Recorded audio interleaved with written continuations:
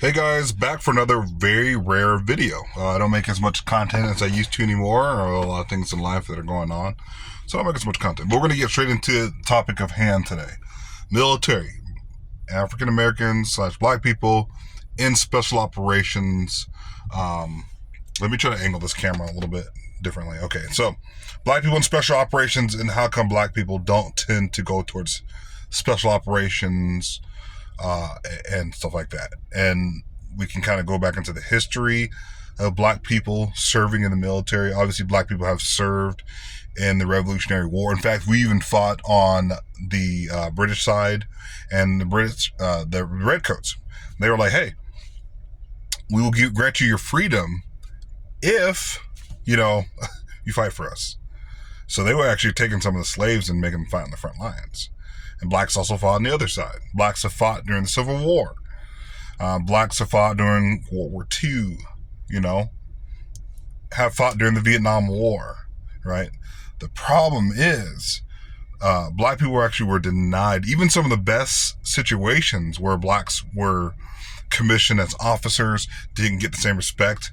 And in fact, white enlisted soldiers would not even salute towards to the black officers. Black officers weren't allowed to go to bars downtown in France and all over the world. Even here in the United States, it was much worse. But they even had segregation when it comes to bathrooms, when it comes to even African Americans. I'm talking about like officers. This guy could be a major, and he wasn't allowed to go into the officer bar. That young lieutenant, whatever, white young lieutenant would literally be like, "You can't go in there," and he wouldn't even call him sir. And they would even if they were going to say sir, they'd be like, "Sir," you know what I mean? Being really rude to blacks when it comes to us during the military. You think, hey, we would just throw them on the front line as fodder, black units, but they didn't want us to actually have the glory. Back in World War II. So that's why you didn't see black rangers fighting. Now, during Vietnam, it was a little different. There was I think if I remember correctly, there was a black, or was it during the Korean War? It's been a little bit of time since I remember that, but there was like a black ranger company, if I remember correctly. Correct me if I'm wrong, but I think if it was during the Korean War, there was a black ranger company that did fight a little bit. But so that was kind of more the beginning of blacks actually even being able to go into special operations. But warfare, men and warfare has always been a time, right?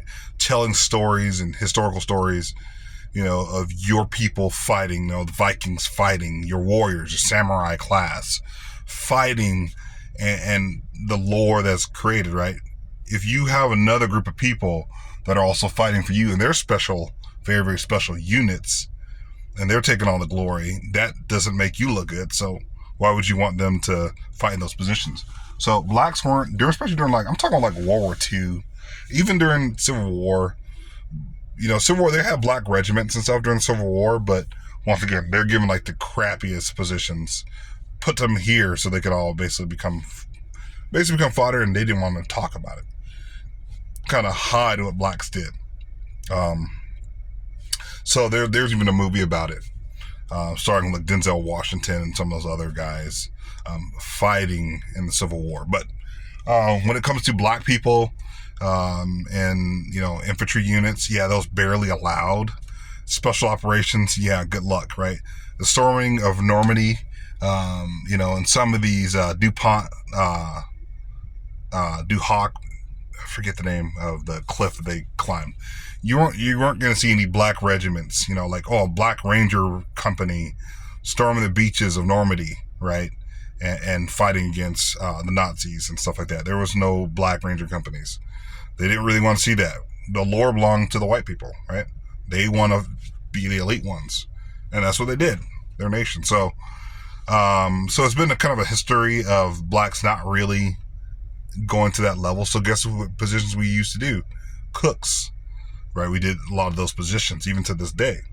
There's a lot of blacks and cook units, 92 Golfs, right? Guys, I have experience in a lot of this stuff and seen.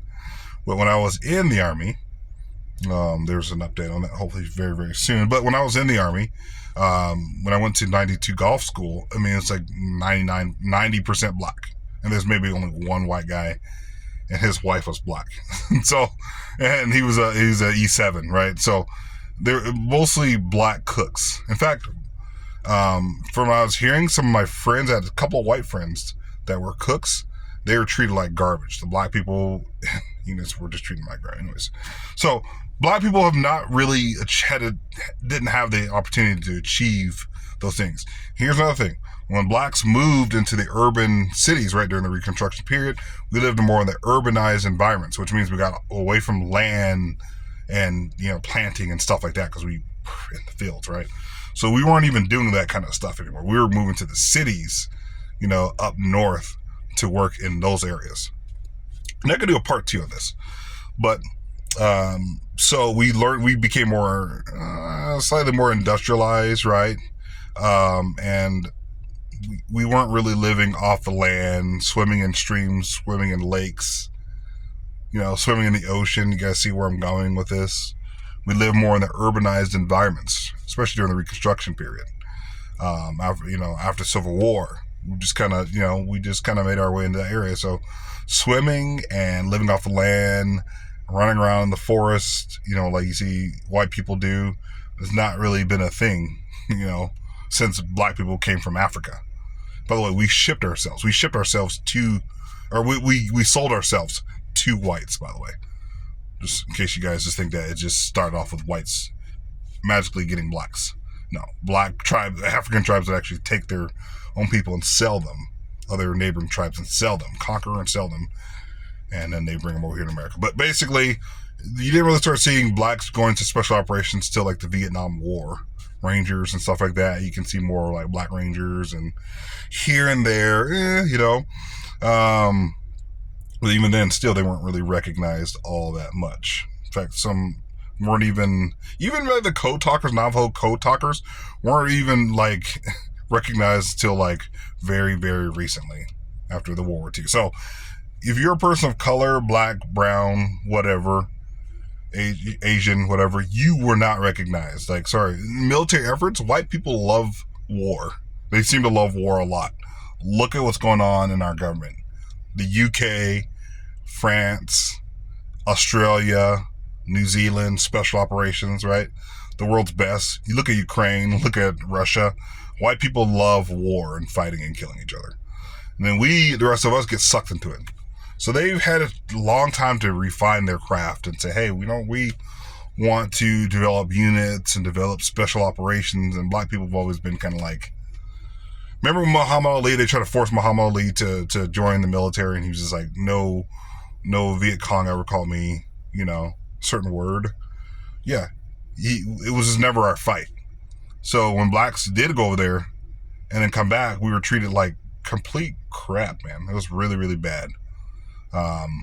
By white people, by white officers, by white enlisted. Black people just never really. So then we've gone through this entire period. Now we've advanced more to these days. You look more into like the Gulf War and some, more recent wars. Mogadishu, there was even 93 in Mogadishu. There's black rangers and stuff like that right there, but very, very, very few.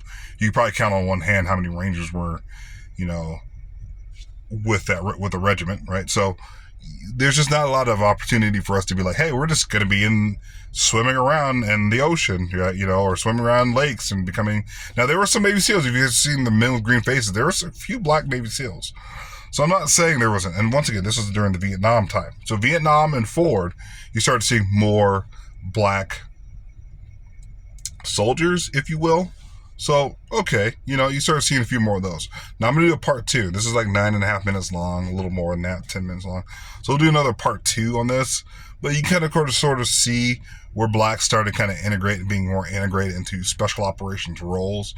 But if you look at it to this day, it's just not on the level of other groups of people. Now, once again, we're only 13% of the population, so therefore it's going to be less of us in the military, right? Only like 1% of the population really even joins the military of the world, of the United States. So very, very few. But so it's mostly white people. And then there's Hispanics, blacks, Asians, stuff like that. But I'll kind of give you guys more of a historical example in the next video. I'll talk to you guys later. Love you guys. Peace.